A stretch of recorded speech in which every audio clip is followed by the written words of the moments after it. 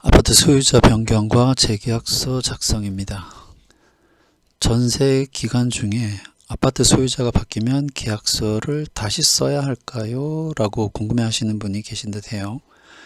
이전 아파트 소유자와 정상적으로 전세 계약을 했고 계약에 따라 이사를 했고 전입신고를 하셨다면 아파트 전세 기간 중에 소유자가 바뀌더라도 계약서를 다시 쓸 필요가 없습니다. 그래서 전입신고가 중요합니다.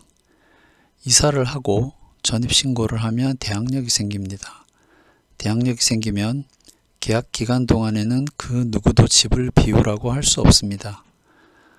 주택임대차보호법 제3조 대항력 등 제1항에 보면 임대차는 그 등기가 없는 경우에도 임차인이 주택의 인도와 주민등록을 마친 때에는 그 다음 날부터 제3자에 대하여 효력이 생긴다.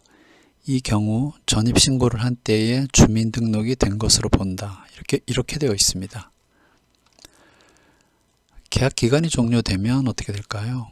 임대인이 계약기간을 거절하고 본인이 들어와 살겠다면 이사를 나가셔야 합니다.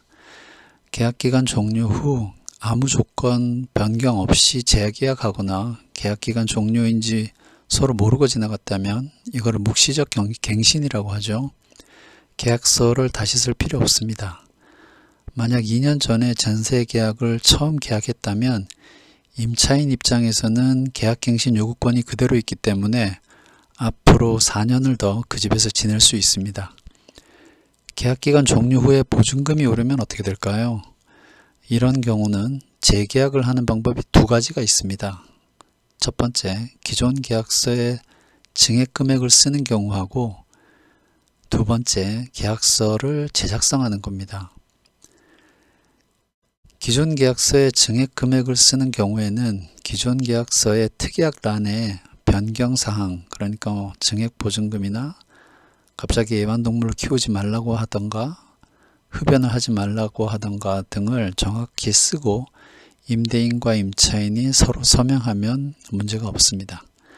단 이 계약이 계약갱신 요구에 의한 계약인지를 명시하는 편이 좋습니다. 계약갱신 요구에 의한 계약인지 명시하지 않으면 2년 후에 계약갱신을 요구했다 안 했다 그거 가지고 서로 싸웁니다. 두 번째, 계약서 제작성인데요. 먼저 전체 전세보증금 쓰고요. 종전보증금 쓰고 증액보증금을 구별해서 씁니다. 예를 들어 2년 전에 계약할 때 전세보증금이 3억이었는데 이번에 5%를 올려야 하면 전세보증금 3억 150만원, 종전보증금 3억원, 증액보증금 150만원 이렇게 쓰시고 기타 변경사항란에 위에 언급했던 애완동물 문제라든지 흡연 등을 특약란에 쓰시면 됩니다. 이때도 이 계약이 계약갱신 요구에 의한 계약인지 명시를 하면 좋습니다. 단 전세보증금 5%를 초과해서 증액하는 경우에는 이 계약은 계약갱신 요구에 의한 계약이 아니라는 점과 계약갱신 요구권을 나중에 행사할 수 있다는 점을 특이하게 적어야 임대인과 임차인 간의 다툼을 피할 수 있습니다. 재계약하기 전 유의사항인데요. 임차인은 재계약하기 전에 등기부등본상에 변경사항이 있는지를 확인을 하세요. 없던 근저당권이 생겼다거나 압류가 생겼다거나 이러면 이거는 소유자가 은행에서 아파트를 담보로 돈을 빌렸거나 이게 근저당이에요. 세금이 밀려서 문제가 생겼다. 이게 압류입니다. 는 겁니다.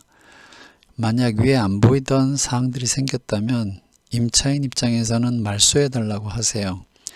임대인이 말소를 못 해주겠다고 하면 그냥 이사를 나가시거나 위험을 감수하고 계약을 하셔야 합니다. 잘 모르겠으면 2년 전에 계약했던 중개사분께 도와달라고 하세요.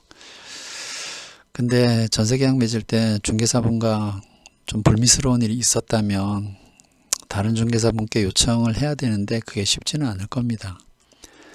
재계약하고 난 후의 유의사항인데요. 임차인은 재계약한 후에 행정복지센터에 가서 증액계약서의 확정일자를 받으세요. 그래야 혹시라도 경매로 넘어가는 등의 불상사가 생겨도 전세보증금을 보호받을 수 있습니다. 그리고 꼭 종전계약서와 증액계약서를 함께 보관하세요.